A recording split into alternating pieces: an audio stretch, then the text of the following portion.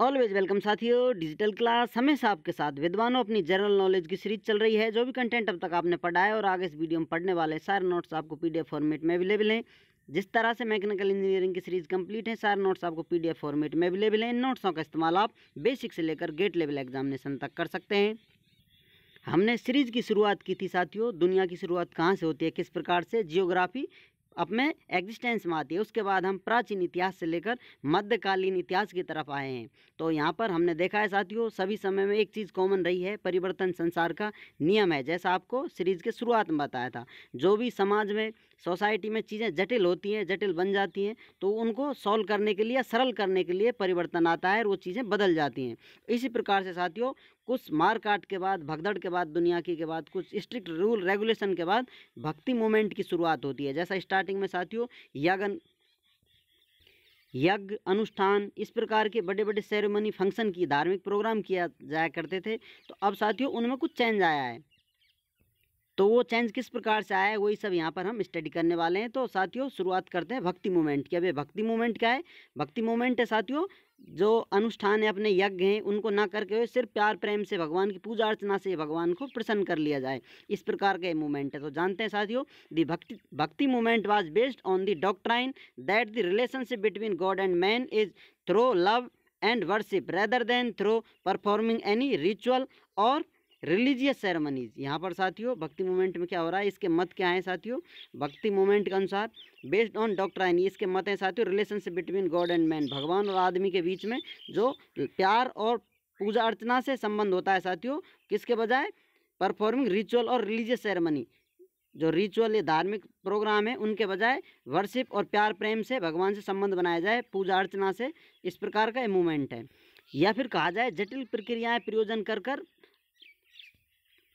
भगवान को खुश करने के बजाय भगवान को कुछ सामान्य चीज़ों से भी प्रसन्न किया जा सकता है। तो इस प्रकार का मूवमेंट सब कुछ लेकर आता है। इसमें क्या क्या होता है साथियों? It was led by popular संत, या किसके द्वारा चलाया जाता है? जो फेमस संत है साथियों, पोइट, संत पोइट हैं साथियों, अल्बरास, ये हैं साथियों अल्वार्स। ये क्या करते हैं साथियों? Who represented emotional side of Vaishnavism, जो साथियों वैष्णविज्म है उसकी इमोशनल साइड रिप्रेजेंट करते हैं, कि भगवान को प्यार और पूजा अर्चना इस प्रकार से भी प्रसन्न किया जा सकता है, पाया जा सकता है, थ्रू कलेक्टिव सॉन्ग्स कॉल्ड प्रबंधाज। गीत गानों से, श्लोकों से उनको प्रसन्न किया जा सकता है या भगवान को पाया जा सकता है, भक्ति की जा सकती है। यही भक्ति मूवमेंट है साथियों। और उस प्रकार के गीत गानों को क्या कहा जाता था? प्रबंधाज कहा जाता था। इस शुरुआत कौन करते हैं साथियों? संत और पोइट हैं जो अल्वार्स। अब यदि आप देखना चाहें साथियों, कुछ फेमस नाम देखना चाहें, भक्ति संत कौन कौन हुए समय समय पर, उनमें से यहाँ पर साथियों रामानुजा, ये 1017 से 1137 के करीब उस समय हुए थे, जो इस प्रकार की विचारधारा लेकर आए थे। उसके बाद कबीर होते हैं साथियों 1440 से 1510। फिर गुरु नानक आते हैं साथियों 1469 से 1538, 1469 टू 1538। उसके बाद मीराबाई 1498 से 1546 में। उसके बाद साथियों सूरदास, जिन्होंने सूर सागर की रचना की है 1483 से 1563। तुलसीदास 1532 से 1623। इस प्रकार के कुछ फेमस संत या पोइट हुए हैं जो भक्ति मूवमेंट चलाते हैं और समाज को या लोगों को बताते हैं कि भगवान को प्रसन्न करने के लिए बहुत बड़े यज्ञ या प्रयोजन करने की आवश्यकता नहीं है, साधारण भक्ति रस से या सामान्य प्रार्थनाओं से भी भगवान को पाया जा सकता है। तो इस मूवमेंट को चलाने में इन सभी संतों का या कहें पोइटों का बहुत बड़ा योगदान रहा है। इनके समय पे जोर शोर से इनकी रचनाएं चला करती थी। उसके बाद साथियों सूफी मूवमेंट आता है। अब ये सूफी मूवमेंट क्या है साथियों, इसके बारे में जानते हैं। ये भी साथियों दूसरे मजहब से रिलेटेड है। यहाँ पर भी जो भी जटिलताएँ या स्ट्रिक्ट रूल रेगुलेशन है उनको दरकिनार करते हुए या कहें उनको साइड में रखते हुए कुछ रिलीजन में सॉफ्ट कॉर्नरों को तलाशा गया है, किस प्रकार से भी आप रिलीजियस हो सकते हैं। इस मोमेंट में देखते हैं साथियों द सूफी डॉक्ट्राइन्स, ये सूफी मत हैं साथियों, किस प्रकार से माना जाता था, क्या अवधारणाएं रही। Was based on union with God which can be achieved through love of God, prayers, fasts and rituals without reference to Hindu और Muslim and others. Sufi movement में बताया जाता है साथियों, यहाँ पर हिंदू मुस्लिम या किसी धर्म से रिलेटेड कोई मतलब नहीं है। यहाँ पर गॉड को प्यार से पाया जा सकता है, प्रार्थनाओं से, फास्ट रखकर, कुछ छोटे मोटे रिचुअल कर कर सॉफ्ट तरीके से भी ईश्वर को या गॉड को प्राप्त किया जा सकता है। Atmosphere of inter religious fraternity was created. यहाँ पर साथियों क्या हुआ है, आपसी जो धर्मों में भाईचारा इस्टेब्लिश करने की कोशिश की गई है। सूफी संतों में कौन कौन है साथियों, आपको पूछा जाए कि सूफी संतों में आप नाम बताइए तो आप बता सकते हैं। कुछ फेमस नाम रहे हैं सूफी संतों के, ख्वाजा अली हुजाबिरी, 11वीं सेंचुरी की बात है साथियों। अब और नेक्स्ट देखा जाए साथियों, दूसरा नाम आता है दातागंज बख्श शेख बउद्दीन जकारिया, 1182 से 1262 के समय की बात है साथियों। इस समय ये अपने रोल में रहे थे, मूवमेंट चलाने में इनका योगदान रहा था। ख्वाजा मुइनुद्दीन चिश्ती, 1141 से 1236, ख्वाजा वाकी बिल्ला, इनका समय रहा है 1536 से 1603 तक। इस प्रकार से साथियों भक्ति मूवमेंट और ये सूफी मूवमेंट चले हुए थे।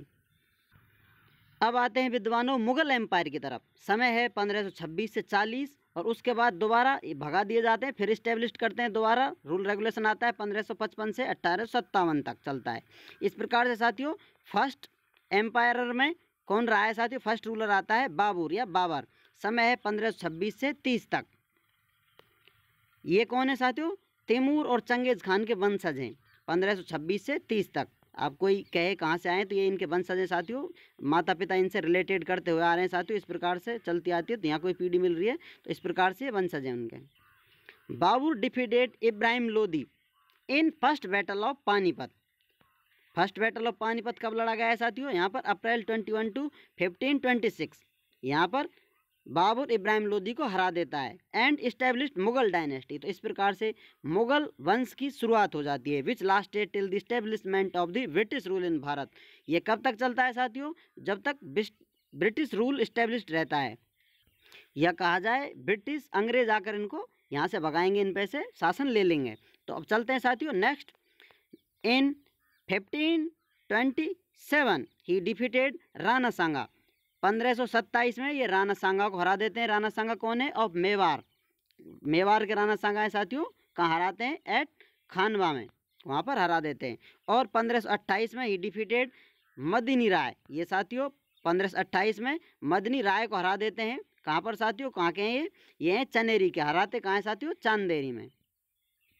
और नेक्स्ट युद्ध लड़ते हैं, उसके बाद दोबारा इनका युद्ध होता है 1529 में मोहम्मद लोदी के साथ। ये मोहम्मद लोदी कौन है साथियों, uncle of Ibrahim Lodi, at Ghaghara. यहाँ पर साथियों इनसे घाघरा में युद्ध होता है, इसको हरा देते हैं।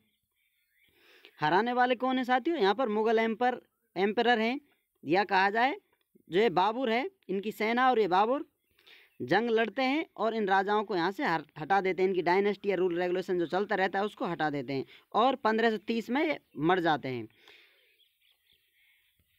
इन 1530 1530 में ही डाइड एट आगरा। कहाँ पर साथियों, आगरा में बाबर मर जाता है। And his tomb is at Kabul. इसका टॉम या मकबरा कहाँ है साथियों, काबुल में है। ही रॉट हिज ऑटोबायोग्राफी। ये बाबर अपनी ऑटोबायोग्राफी जीव आत्मकथा लिखता है, खुद की ऑटोबायोग्राफी लिखता है साथियों, तुर्क ई बाबरी। अब साथियों किस में होती है, टर्की में होती है। इसके ट्रांसलेशन कराते हैं साथियों और भाषाओं में। It was translated in English by madam Beveridge. यहाँ पर साथियों एक मैडम को पकड़ कर लाते हैं, कॉन्टैक्ट करते हैं और इसको ट्रांसलेट करा देते हैं। मैडम का नाम क्या है, बेबरिज। उस समय के रूलर रहे साथियों, किसी को पकड़कर कुछ भी करवा सकते हैं। और कुछ फॉरेन ट्रैवलर घूमते रहते हैं, कुछ स्कॉलर होते हैं इधर उधर घूमते रहते हैं, राइटर होते हैं। तो इस प्रकार से ये अपनी आत्मकथा ट्रांसलेटेड करा लेते हैं उसमें। हुमायूं, उसके बाद नेक्स्ट रूलर आता है साथियों हुमायूं। 1530 से 40 तक एक उदार राजा के नाम से जाने वाला ये उदार रूलर हुमायूं, जो अपने भाइयों पे बहुत मेहरबान होता है। और इसके बाद 1530 से 40 तक रूल रेगुलेशन रहता है भारत पे साथियों। उसके बाद 1555 से 56 ये कौन है साथियों, हुमायूं सन ऑफ बाबर।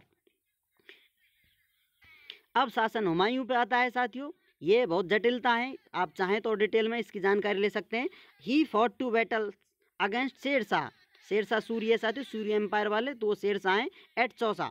ये साथियों 2 युद्ध लड़ते हैं, एक चौसा में लड़ते हैं 1539 में, एंड एट कन्नौज या बिलग्राम दूसरा युद्ध लड़ते हैं 1540 में, और यहाँ पर and he was completely defeated, और ये यहाँ पर हार जाते हैं, डिफीटेड बाई हिम, उनके द्वारा हार जाते हैं।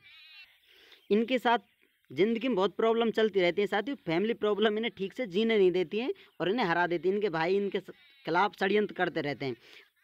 आफ्टर शेर शाह डेथ, शेर शाह की मृत्यु के बाद हुमायूं इन्वेडेड भारत। अब शेर शाह मर जाता है साथियों, हार खाने के बाद भाग जाते हैं। उसके बाद ये शेर शाह मर जाते हैं तो फिर से दोबारा आक्रमण करते हैं, फिर से ये रूल रेगुलेशन इनका इस्टेब्लिश होता है 1555 से 56 में।